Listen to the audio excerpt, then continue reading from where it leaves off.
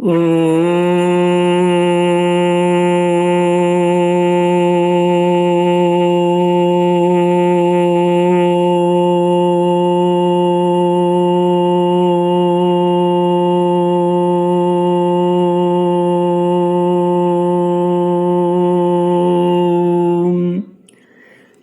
गुरुचरण कमलेभ्यो नमः।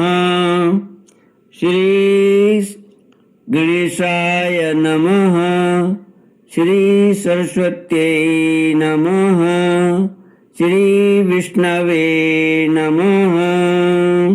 श्री कृष्ण गोविंद हरे मुरारे, हे नाथ नारायण वासुदेव।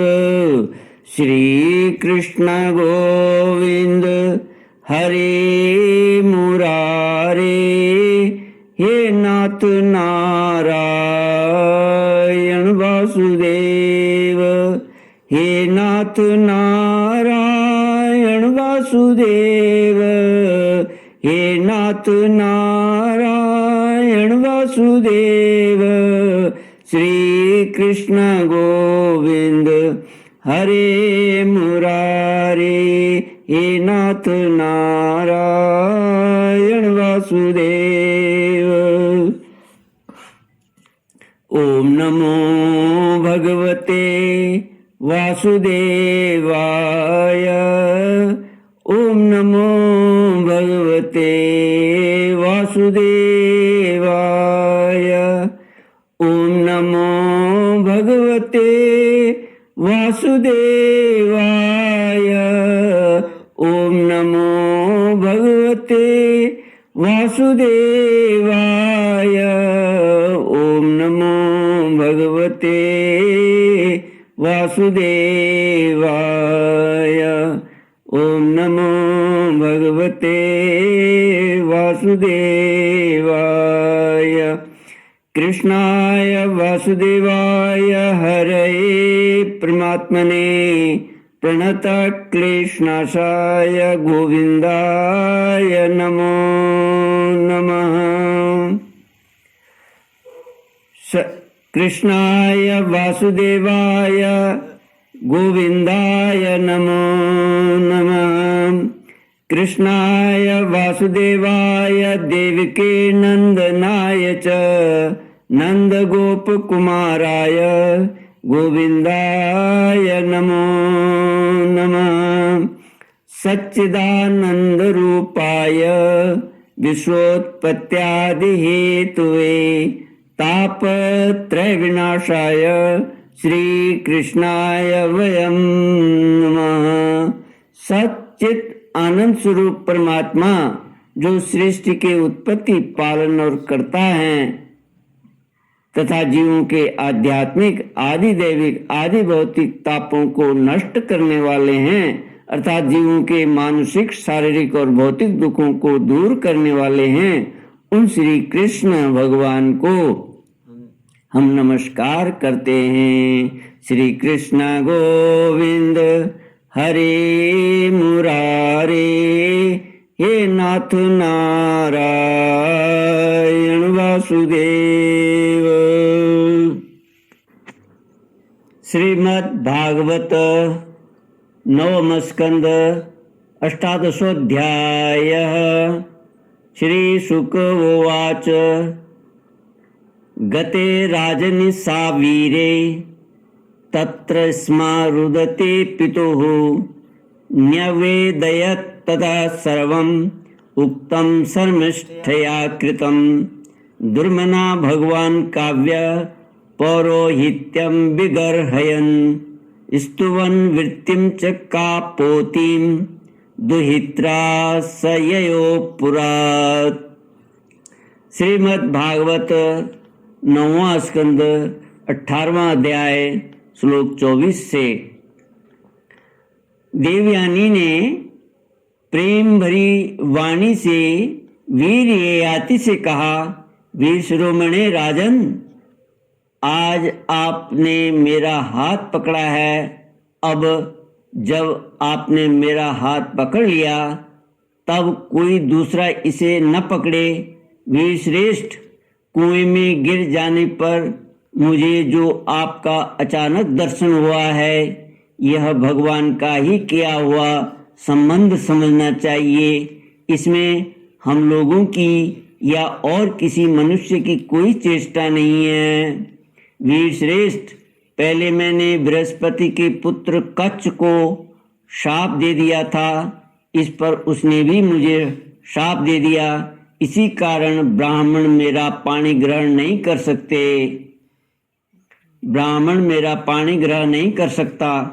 ययाति को शास्त्र प्रतिकूल होने के कारण यह संबंध अभीष्ट तो न था, परंतु उन्होंने देखा कि प्रारब्ध ने स्वयं ही मुझे यह उपहार दिया है और मेरा मन भी इसकी ओर खिंच रहा है, इसलिए ययाति ने उसकी बात मान ली। जब वीर ययाति जब चले गए, तब देवयानी रोती पीटती अपने पिता शुक्राचार्य के पास पहुंची और शर्मिष्ठा ने जो कुछ किया था वह सब उन्हें कह सुनाया। शर्मिष्ठा के व्यवहार से भगवान शुक्राचार्य जी का भी मन उचट गया। वे पुरोहिताई की निंदा करने लगे। उन्होंने सोचा कि इसकी अपेक्षा तो खेत या बाजार में से कबूतर की तरह कुछ बीन कर खा लेना अच्छा है। अतः अपनी कन्या देवयानी को साथ लेकर वे नगर से निकल पड़े।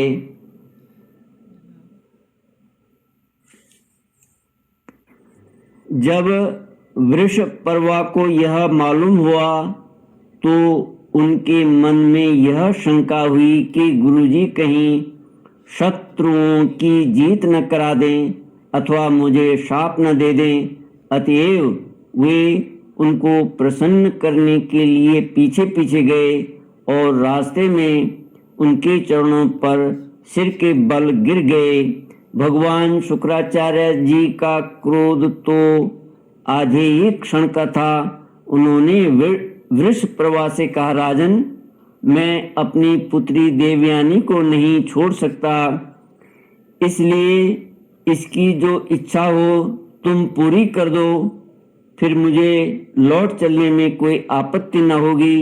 जब वृषपर्वा ने ठीक है कहकर उनकी आज्ञा स्वीकार कर ली, तब देवयानी ने अपने मन की बात कही। उसने कहा, पिताजी, मुझे जिस किसी को दे दें और मैं जहाँ कहीं जाऊं, शर्मिष्ठा अपनी सहेलियों के साथ मेरी सेवा के लिए वहीं चले। शर्मिष्ठा ने अपने परिवार वालों का संकट और उनके कार्य का गौरव देखकर देवयानी की बात स्वीकार कर ली। वह अपनी 1000 सहेलियों के साथ दासी के समान उसकी सेवा करने लगी। श्री कृष्ण गोविंद हरे मुरारे, हे नाथ नारायण वासुदेव। शुक्राचार्य जी ने देवयानी का विवाह राजा ययाति के साथ कर दिया और शर्मिष्ठा को दासी के रूप में देकर उनसे कह दिया, राजन, इसको अपनी सेज पर कभी न आने देना। परीक्षित, कुछ ही दिनों के बाद देवयानी पुत्रवती हो गई। उसको पुत्रवती देखकर एक दिन शर्मिष्ठा ने भी अपने ऋतुकाल में देवयानी के पति ययाति से एकांत में सहवास की याचना की। शर्मिष्ठा की पुत्र के लिए प्रार्थना धर्म संगत है, यह देखकर धर्मज्ञ राजा ययाति ने शुक्राचार्य की बात याद रहने पर भी यही निश्चय किया कि समय पर प्रारब्ध के अनुसार जो होना होगा हो जाएगा। देवयानी के 2 पुत्र हुए, यदु और तुर्वसु। तथा वृषपर्वा की पुत्री शर्मिष्ठा के 3 पुत्र हुए, द्रयु, अनु और पुरु। जब मानिनी देवयानी को यह मालूम हुआ कि शर्मिष्ठा को भी मेरे पति के द्वारा ही गर्भ रहा था, तब वह क्रोध से बेशुद्ध होकर अपने पिता के घर चली गई। कामी ययाति ने मीठी मीठी बातें, अनुनय, विनय और चरण दबाने आदि के द्वारा देवयानी को मनाने की चेष्टा की।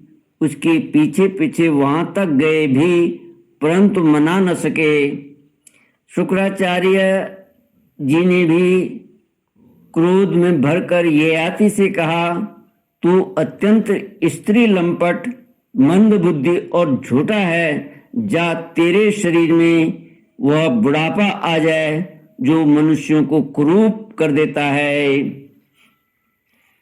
ययाति ने कहा, ब्राह्मण, आपकी पुत्री के साथ विषय भोग करते करते अभी मेरी तृप्ति नहीं हुई है। इस शाप से तो आपकी पुत्री का भी अनिष्ट ही है। इस पर शुक्राचार्य जी ने कहा, अच्छा जाओ, जो प्रसन्नता से तुम्हें अपनी जवानी दे दे, उससे अपना बुढ़ापा बदल लो। शुक्राचार्य जी ने जब ऐसी व्यवस्था दे दी, तब अपनी राजधानी में आकर ययाति ने अपने बड़े पुत्र यदु से कहा, बेटा, तुम अपनी जवानी मुझे दे दो और अपने नाना का दिया हुआ यह बुढ़ापा तुम स्वीकार कर लो, क्योंकि मेरे प्यारे पुत्र, मैं अभी विषयों से तृप्त नहीं हुआ हूँ, इसलिए तुम्हारी आयु लेकर मैं कुछ वर्षों तक और आनंद भोगूंगा। यदु ने कहा, पिताजी, बिना समय के ही प्राप्त हुआ आपका बुढ़ापा लेकर तो मैं जीना भी नहीं चाहता, क्योंकि कोई भी मनुष्य जब तक विषय सुख का अनुभव नहीं कर लेता, तब तक उससे वैराग्य नहीं होता। परीक्षित, इसी प्रकार तुर्वसु, द्रुयु और अनु ने भी पिता की आज्ञा अस्वीकार कर दी।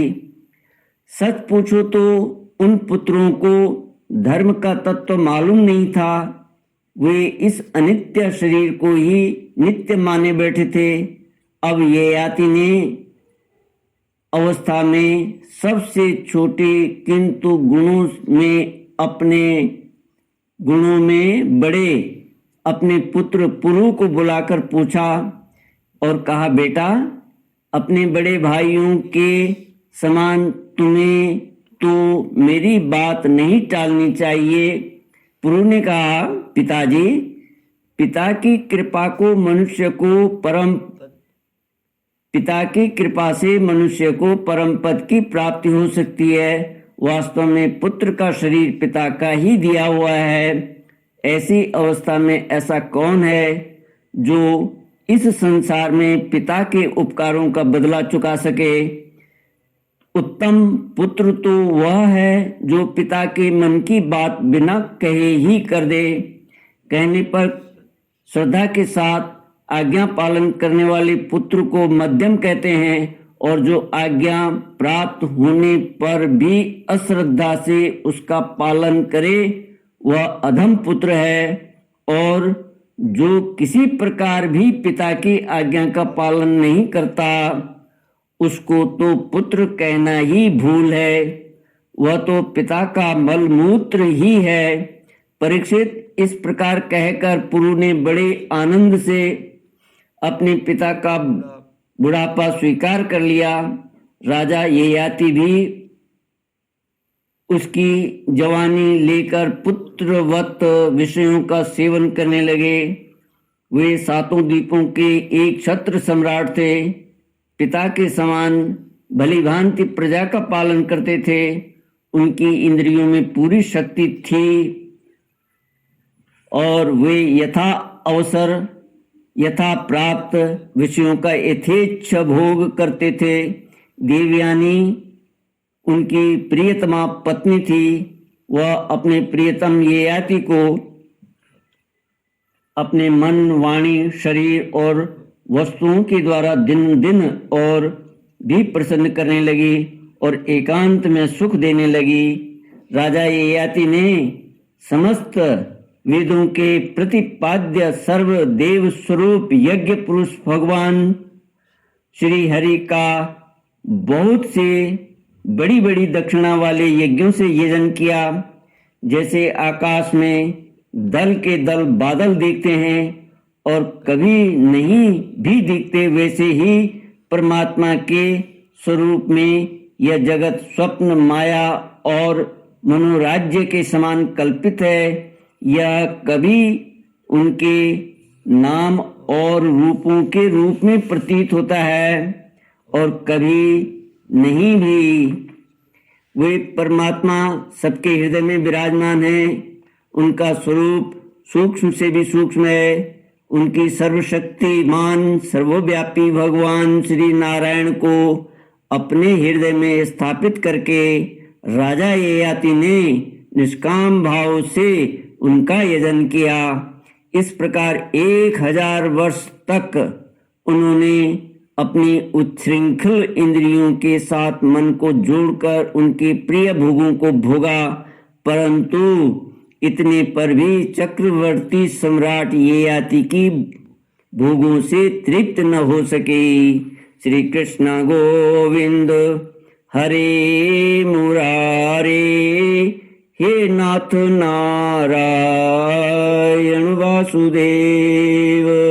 इति श्रीमद्भागवते महापुराणे पारमहंस्यां संहितायां नवमस्कन्धे 18 ओम पूर्णमद पूर्णमिदं पूर्णात् पूर्णमुदच्यते पूर्णस्य पूर्णमादाय पूर्णमेवावशिष्यते। ओम शांति शांति शांति। हरि ओम। श्री गुरुभ्यो